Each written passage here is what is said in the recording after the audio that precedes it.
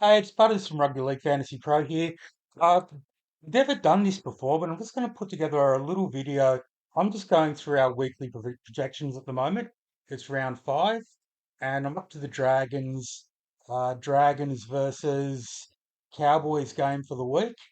And I thought I'd just make a video of myself actually going through doing our projection revisions. If you're wondering what our site, how all this works in our site, well, you're going to get a first-hand look at it here. So what I've got in screen at the moment is our schedule file, which is all of our files are massive and very complex. Um, so what we've got here is I've got the default team tab open. This is the default team that we have for the Dragons at full strength. We've got Dylan Egan when he's fit and healthy coming in playing a left edge middle role for 50 minutes. Leilua dropping back to 60. And that defaults through all of our Dragons round projections for the future. So what we do every week, what I'm doing every week, is having a look at the team that's actually picked and checking out what's happening on three fronts: the Dragons' injuries, suspensions, and also coaching changes. So as far as injuries and suspensions go, at the Dragons at the moment, Dylan Egan's still not due back to a round. We're expecting him round 10. He's being optimistic with about round 8. Connor Mulheason's done his ACL for the year. Ryan Couchman's been suspended till round 8. Toby Couchman was out with concussion last week, back this week. Moses Suli was out for personal reasons last week, back this week. Kyle Flanagan had a very nasty concussion on the weekend. He was out cold for several minutes. So whilst they're saying he's going through concussion protocol, a common sense to us would say that he's going to be a indefinite out for a few weeks. It would be hard to imagine that they would just bring him straight back in round six. Definitely feasible, but at the moment we're probably going to take him out of the roster for at least round six and round seven.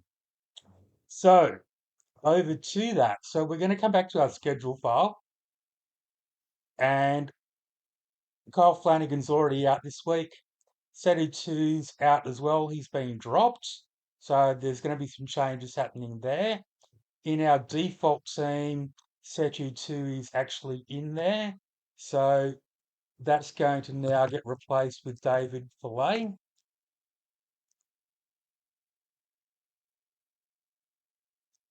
Um,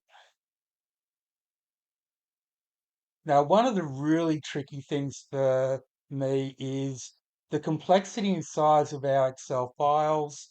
Excel can go off thinking for extended periods of time here and there. So I like to try and remember to turn my calculations to manual whilst I'm actually doing this stuff. Okay, so fillets coming into that wing. Setu 2 for the moment has been dropped. I don't think there's anything else here that I need to change long term. In our schedules, I've also got Kyle Flanagan out, and I'm going to knock him out for next week as well.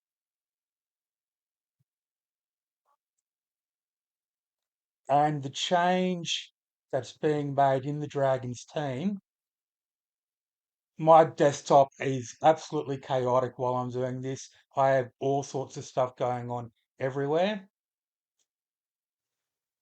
So the change that's actually happening is King Togi is coming in to the 5/8 role.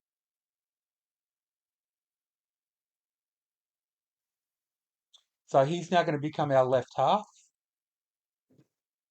playing 80 minutes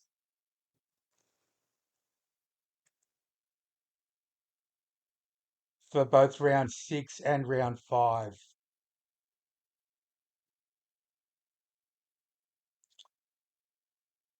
Where? Oh, you'll be up here. King Togia. Sorry, this is not going to be smooth.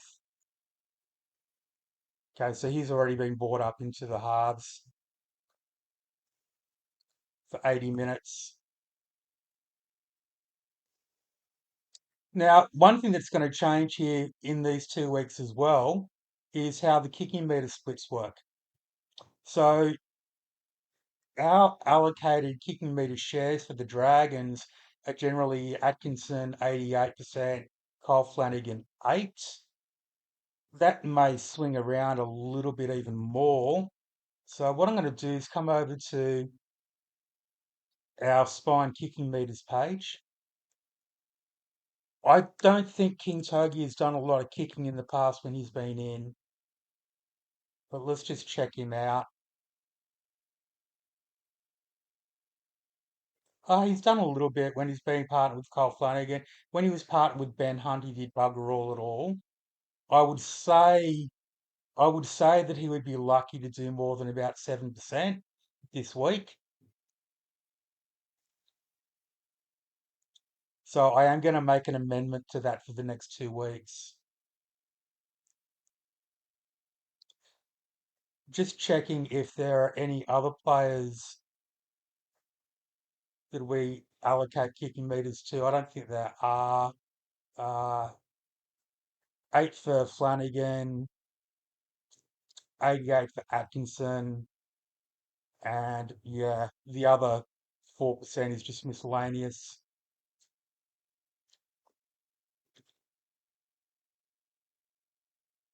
So for these next 2 weeks, where have you gone, Whippersnapper?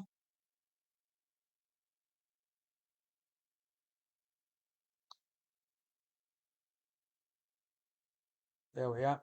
Um, Kintagia here.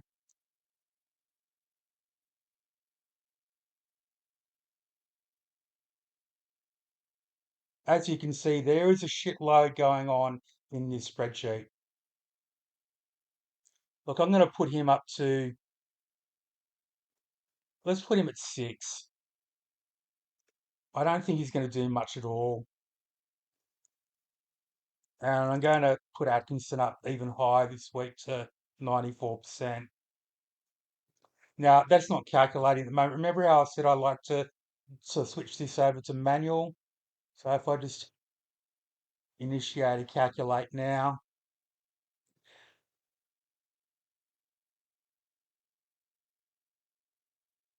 so I can see down the bottom here the thread is calculating. This is a hell of a grunty laptop. I've got 64 gigabyte of RAM on board and a pretty decent Intel i7 processor as well. And it needs to be for the stuff that we're doing. Okay, so we're estimating 94% being 573 meters and 19 points for Atkinson this week just in kicking. Now, there's a lot of math and science in that. They're not random numbers. We've done, if I come over to our reports page, our goal kicking meter tab, we've got some algorithms going on here. Um, Based on kicking meters across the NRL in general, also based on what teams' kicking meters were last season, and also what their kicking meters have been through the season so far this year. And we're sort of running crunches on all those numbers, coming out with good mathematically modeled estimates of what the kicking meters for that team are going to be. Okay, so what else have we got going on here?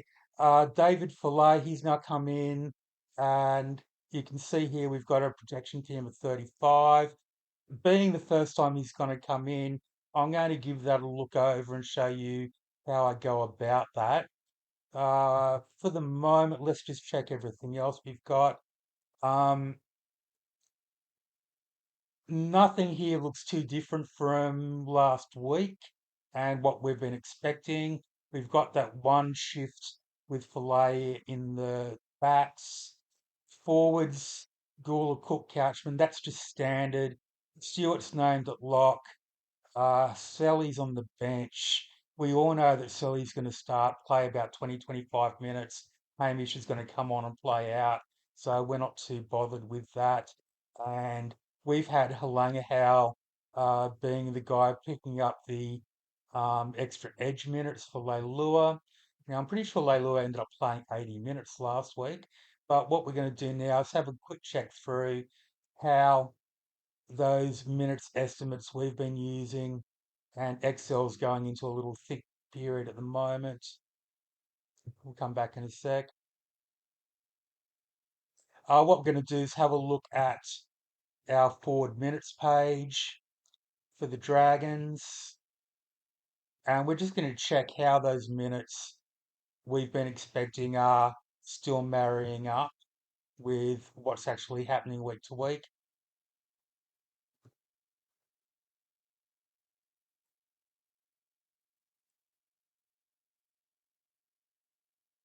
This is Excel being painful on me. Here we go. Okay.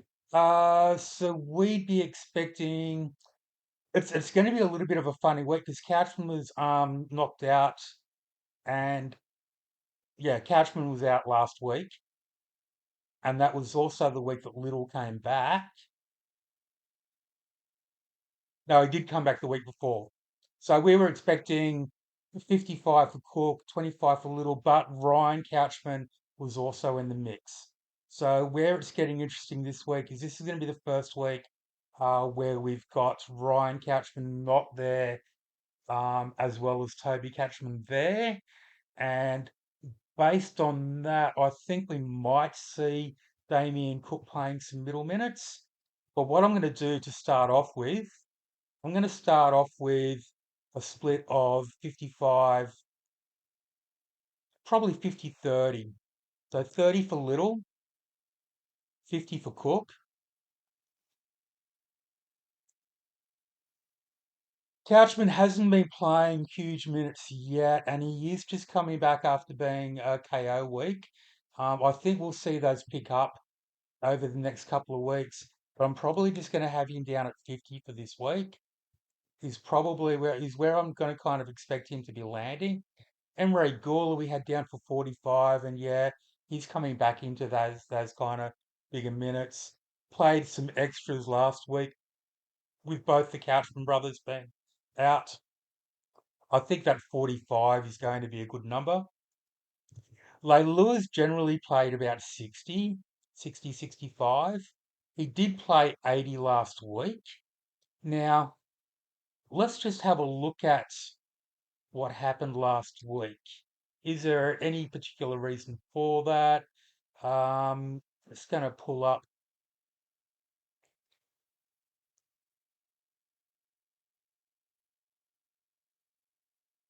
So as you're already seeing, our projection revisions each week, they're not some quick, simple 5-minute job.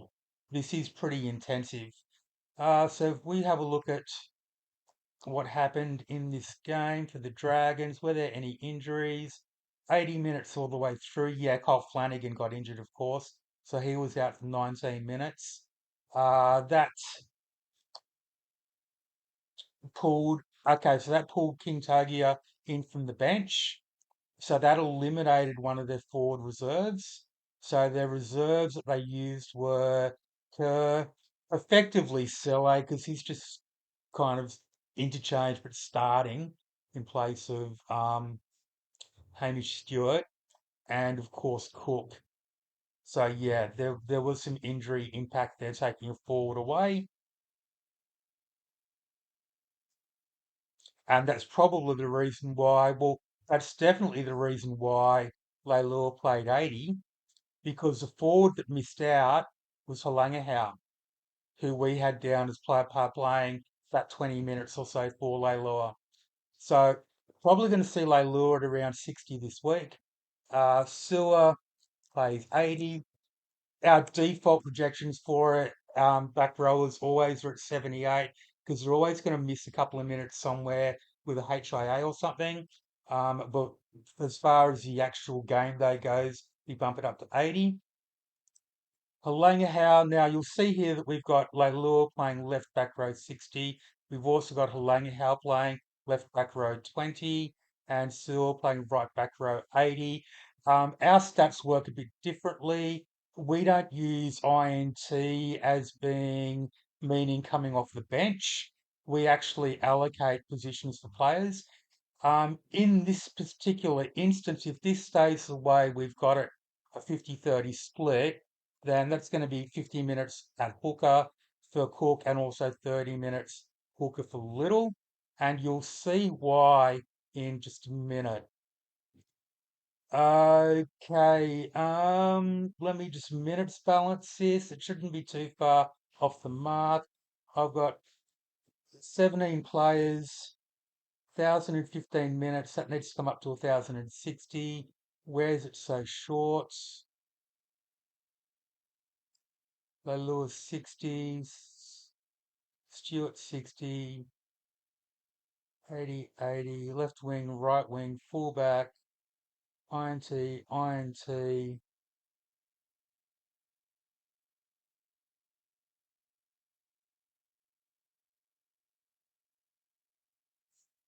Seems very short.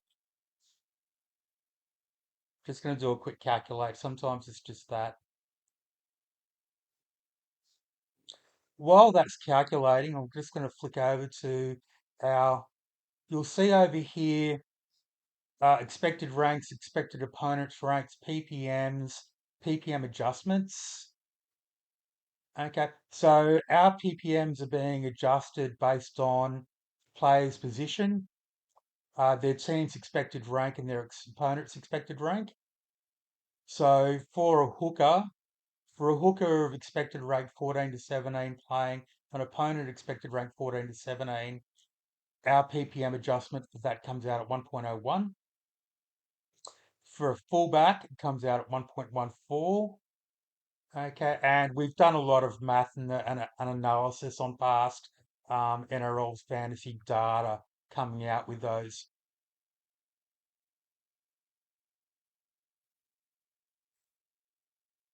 Okay, so we've got quite a few minutes to pump into this at the moment. I do have the full 17 players, so we would say that there is going to be some middle minutes from Cook. So Little's going to come up to 50. Cook's going to come up to 65. That's pretty typical. If we go back to we go to forward minutes for 2025 for the Dragons.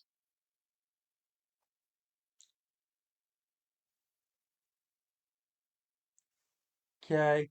Damien Cook comes out in an INT role a lot of the time because he's playing minutes as both a hooker and a lock. So he doesn't actually qualify with our position allocations for either, and hence becomes an INT. So that's how we use INT. It's if the player doesn't play enough game time or is expected to play enough game time to qualify for a specific position, they get INT'd. Or if they are a middle forward like Emre Gula, that's coming off the bench and only playing middle, then they get INT'd as well. But we can see here through last year, around 65 minutes is pretty close to the mark for Cook playing elevated minutes, where he's playing a hybrid hooker and lock role. So I'm not just pulling that number out of my ass. We're actually looking at what they've done in the past. That brings us up to 1,050. Now, 13 times 80 comes out at 1,040 minutes. We project up to 1,060. It just allows for the way averages work and also the way um, interchange minutes come into injuries in the backs and HIAs, etc. So I still have about 10 minutes worth of minutes to allocate here. Um, Hame Sele in recent weeks. has played a little bit more, so we'll put him up to 35. I don't think I'm going to see it come from Toby Couchman. I don't think I'm really going to see it come from Emre Gula. Actually, no, Emre is a good chance of playing 50. That leaves 30 for Black Lorry, and that to me looks about right for what we should see, barring a back getting injured and bringing Terrell Sloan into the game. Josh Kerr shouldn't be coming into the game. Okay, so now we've got those minutes. Um, Now I'm happy with those minutes. Just having a look forward to the following week. Just going to do a resort on this.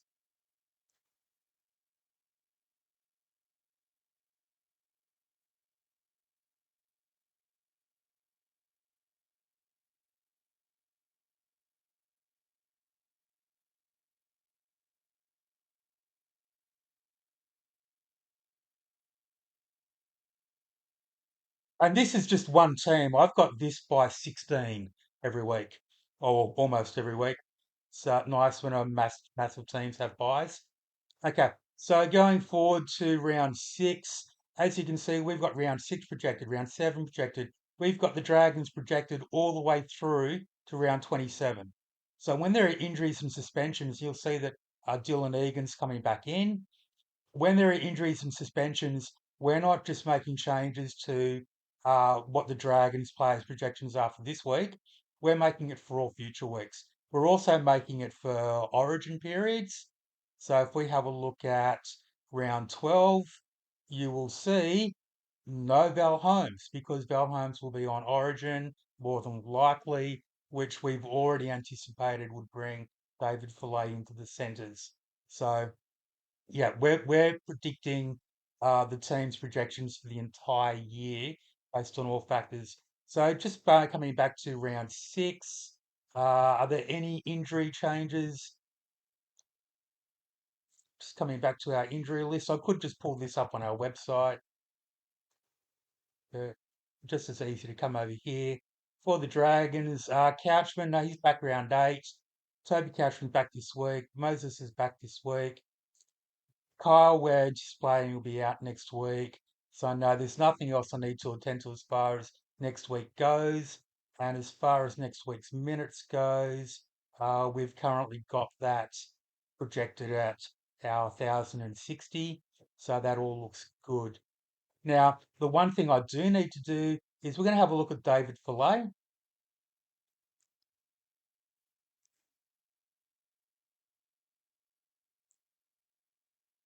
Broncos, Dragons aren't too far down here. Dolphins, Dragons, here we go. What are all these sheets? What are all these numbers? Okay. Um, so during the preseason, we've already gone through and we've already run all sorts of algorithms and we have projections for players, and you'll see that they're across every position. Um, that's basically just providing a default if we ever get something funky, and then we would specifically look at it from there. So for most of these, we're never expecting Brett Wolf to be named at fullback, but our default for a fullback projection there, if we had a fullback with absolutely no data whatsoever to look at, that would be what we'd be projecting them at. Okay, so in this column here, these are our overrides. So this is where I can actually come in and override what our algorithms are doing. So I'm going to have a look at David Fillet, and this is only in our fantasy um, platform. I've also got to do this across our Supercoach platform and our Draft Stars projections. While Excel's just gone into think take mode there, let's get on with having a look at David Fillet.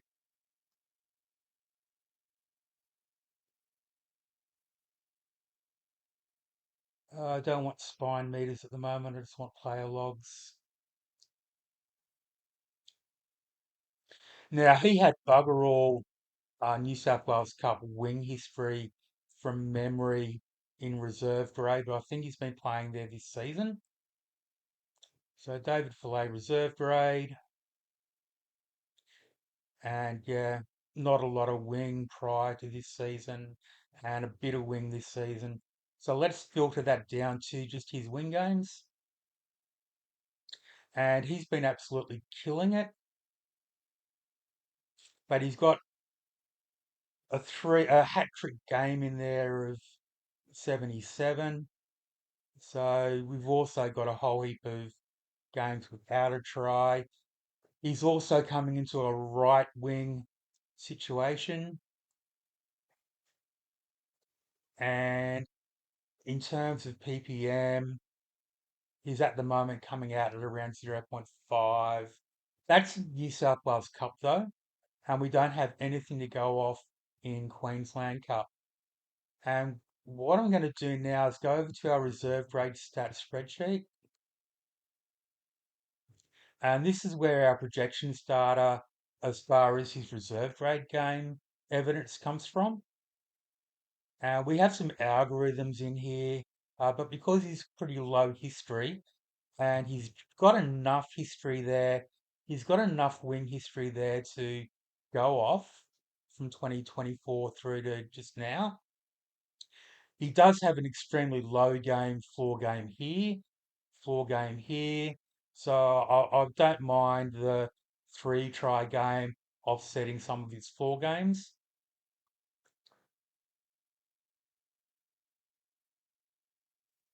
But we've done a whole heap of analysis on how um, averages in New South Wales Cup for various positions tend to translate to NRL. Also taking into account the strength of team that they're coming from and the strength of team they're going to. So I don't want his centre games. I want his wing games. And column X is the one I'm looking for because that is the one that runs the conversion that we have set for it. So whilst he's coming up at around zero point 0.5 in New South Wales Cup, we'd have that coming more back to more around 0.39 at NRL level. So what have we got him at in here at the moment? David Fillet, going to be down here somewhere. Here you are. At the moment, we've got that 0.412. I'm going to drop that down to, I'm going to drop that down to 0.39. Right wing for the Dragons. I'm going to drop that down to 0.38 as his starting point.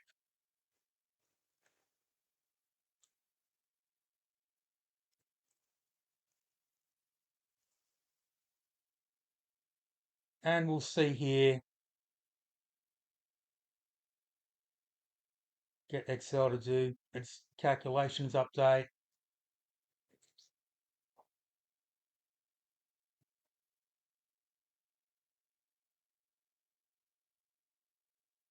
So that's don't need to hold you up too much on this. That is going to switch over to 0.38 when Excel finishes doing its calculations.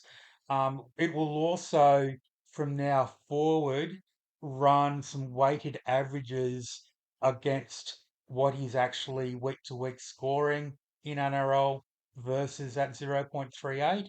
So over a span of say 15 games, that will converge to what his season average is this year. And you can see that switched over to 0.38 now. Okay, so these are our fantasy projections. This spreadsheet's also doing our Supercoach projections and also our price break even moves, price moves, draft stars projections, and this all feeds into various other parts of our website. Now, I'm just gonna pull up stumps on this video here. That's pretty much it in a nutshell, what I've got to go through and do for every team every week. And that all filters through to our best buys lists, our projections and rankings lists, everything in our website. What I've got to do now is go through and also make adjustments for David Fillet for his Supercoach PPM base and also his Draft Stars PPM base, but I can do that off camera. Okay, one thing I forgot, I finished the recording, started it again, I'll edit it back in.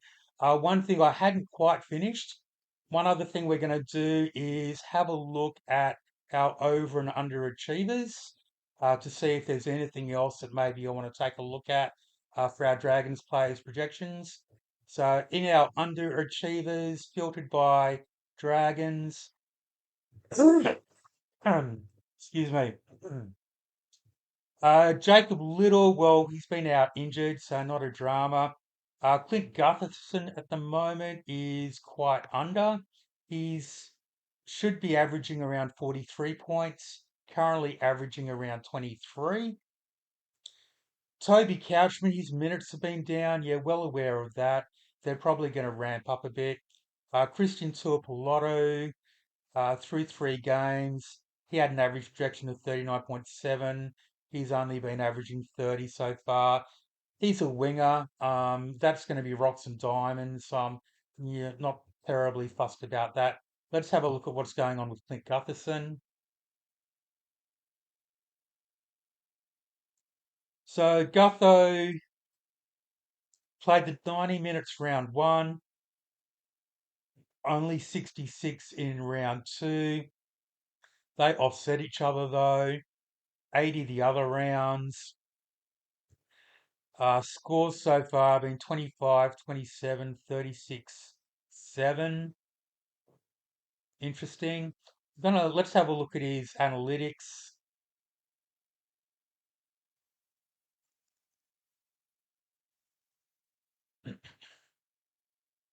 Only interested in his fullback games.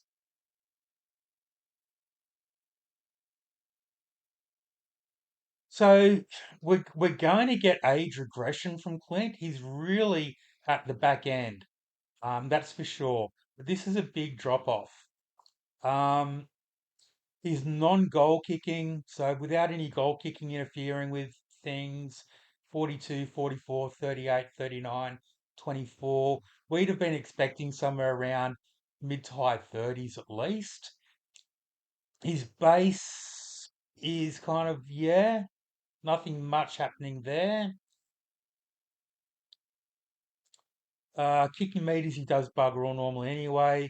Attacking points, this is where it's really happening. He has not really been coming into the attack much at all.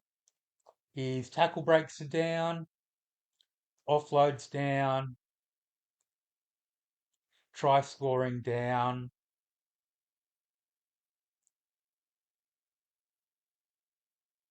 So yeah, but at the moment, there's not a whole lot that I would actually change there. Um, let's have a look at his game log, just see how things normally look game by game.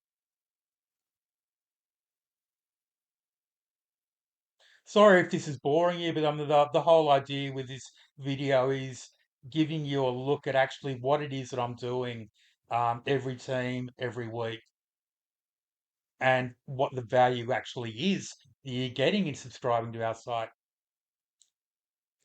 So if we have a look at his scoring, yeah, look, he's just rocks and diamonds. Lots of 30s, lots of 20s. Then all of a sudden you get a couple of big scores. That picks his average back up, then back down to shitty scores. So yeah, this is just kind of like par for the course for Gutho. Um, the 7 is an extremely low score for him. That's like a career low. But scoring pattern wise, there's really nothing unusual happening here. He just hasn't had any of his big boom pick up his average games yet. So we're happy on that front. Now I'm going to have a look at the overachievers. One of these will definitely be Ryan Couchman, and we've already addressed that in earlier rounds. So yeah, Couch overachieving. Blake Laurie, average projection 25, average points 39 through 2 games. That's because he got a big burst of extra minutes last week. Jaden Sills up, but not by a lot. Played 3 games, averaging 61 versus 51. That's just going to be normal variance. And Luciano Leilua, again, he's 8 points up at the moment. Played the full 80 minutes last week. I'd say that's just natural variance as well. The only one there that we had needed to address was Ryan Couchman, and we addressed that a couple of weeks ago. So there's nothing extra there over underachievers I need to look at this week. So look, that's a look through what's actually going on with our projections each week on a Wednesday. Hope you found this interesting and catch up with you with another video sometime.